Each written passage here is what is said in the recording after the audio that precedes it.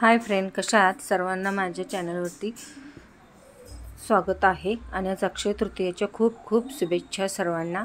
बघा, अक्षय तृतीय म्हटल्यानंतर 3.5 मुहूर्तापैकी एक असतं आणि हे खूप शुभ मानलं जातं आणि त्या दिवशी घरात पूजा केली जाते। बघा, आणि 3.5 मुहूर्तापैकी शुभ मानलं जातं। अक्षय तृतीय म्हणजे अखंड असं घरात धन दौलत पैसा अडका सुख शांती समाधान राहण्यासाठी अशी पूजा अक्षय तृतीय दिवशी केली जाते।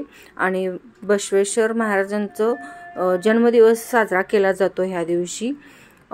जर आपल्याजवळ बसवेश्वर महाराजांचं फोटो नसेल तर आपण असं कळस मांडलं तरीही चालतं। आणि ह्या दिवशी विष्णूचं आणि लक्ष्मी देवींचं पूजा केलं जातं।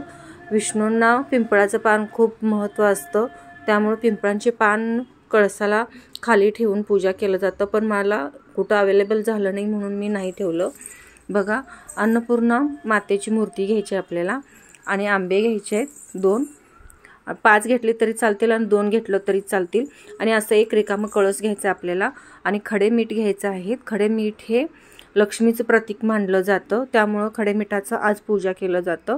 आणि 7 वेलदोडे घ्यायचे आहेत आणि म्हणजे जे शुभ अंक मानलं जातं त्यानुसार आपल्याला सगळ्या वस्तू घ्यायच्या आहेत। बघा, आता हे तांदूळ आपल्याला कळसामध्ये घालून घ्यायचं आहे। कळस नाही भरली तरी चालतं, म्हणजे पूर्ण तांदळाने अर्धी भरली तरी चालतं। बघा, एक सुपारी ठेवायचा आहे, एक हळकुंड घालायचा आहे आपल्याला त्यामध्ये आणि एक खारीक घालायचा आहे। असंच आपल्याला सगळे जिन्नस घालून घ्यायचे। बघा, इथं शुभ अंक म्हणून असं मानलं जातं, त्यामुळे मी 7 वेलदोडे घेतले। तुम्ही 7, 9, 11 तुम्हाला ज्या ह्याच्यात आवडतं त्या ह्याच्यात घ्यायचे आहे। मी इथं 7 कॉईन घेतले आहेत, मग ते कॉईन तुम्ही 10चे 5चे किंवा 2चे कितीचेही घेऊ शकता।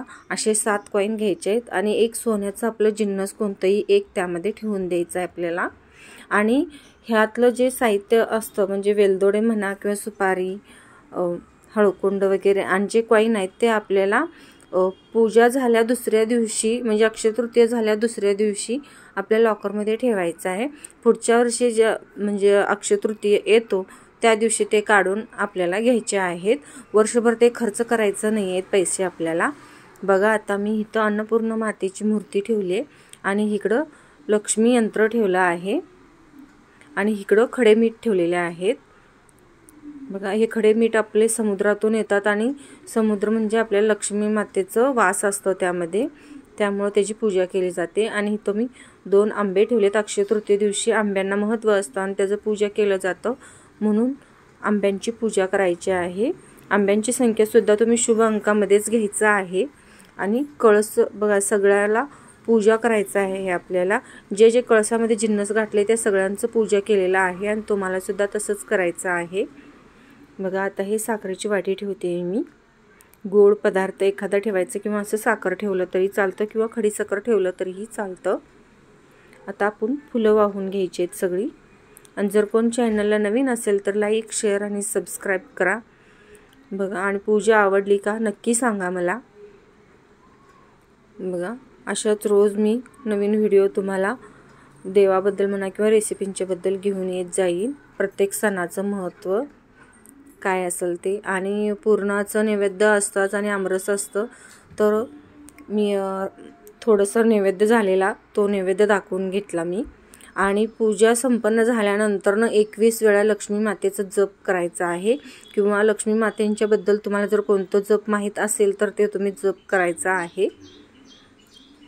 बघा, असं धूप लावून घ्यायचा आहे, अगरबत्ती लावून घ्यायची आहे आणि अखंड दिवा त्या दिवशी आपल्याला ठेवायचा आहे संध्याकाळपर्यंत।